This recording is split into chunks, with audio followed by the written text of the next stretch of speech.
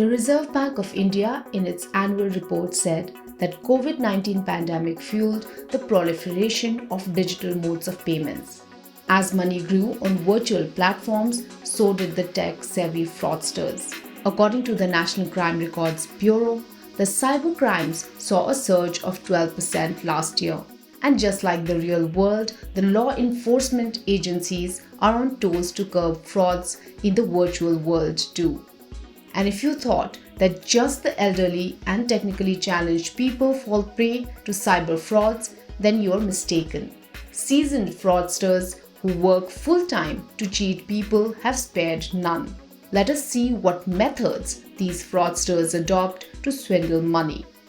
As the maximum financial transactions take place through Unified Payments Interface or UPI, this platform witnesses the most attacks.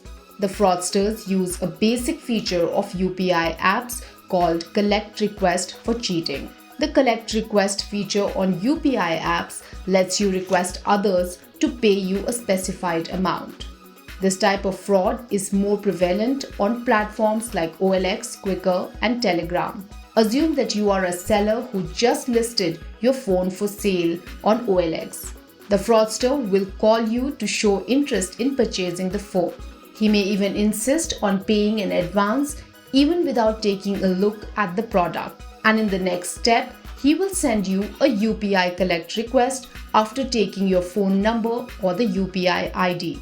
The scammer promises to transfer the money to you, but instead sends a request demanding money. But the unsuspecting seller, thinking that it is a request to accept money, approves it, following which money is debited from his account.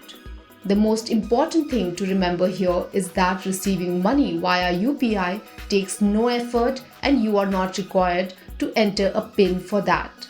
Sometimes the fraudster may also send you a collect request in the form of an image of a QR code and ask you to scan that in order to receive money. One need not even open the UPI app to receive money. If you receive such a money request, you can simply decline it. Another popular method of fraudsters is to pose as bank officials and cheat people by gaining remote access to their mobile phones through an app. In this scenario, a caller tells you that your KYC is invalid or that your debit card is blocked. He then asks you to download an app on your mobile phone through an external link. Once you have installed the external app, the scammer can see and control your phone through it. And in a matter of minutes, the fraudster empties your bank account using your credentials. He will also be able to see the OTPs that you may receive for these transactions. Cybercriminals also use fake apps which look very similar to the official app of a bank or a company. So, never click any external link sent by to install such apps. It will share your sensitive data that will allow fraudsters to steal money. Install apps only from the Google Play Store or the Apple App Store. Not just this, cybercriminals use sophisticated phishing attacks by designing websites that look similar to bank websites. Links to such sites are sent as SMSs and emails to customers.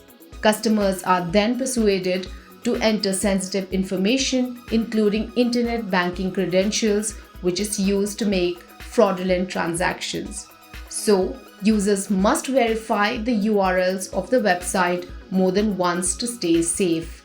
Always keep in mind that financial institutions will never ask for sensitive customer information such as OTPs, debit card or credit card details, card security code, and UPI ID or PIN.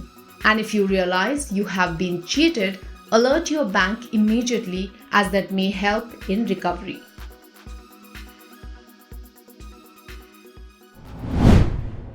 If you like this video, share it and subscribe to Business Standard.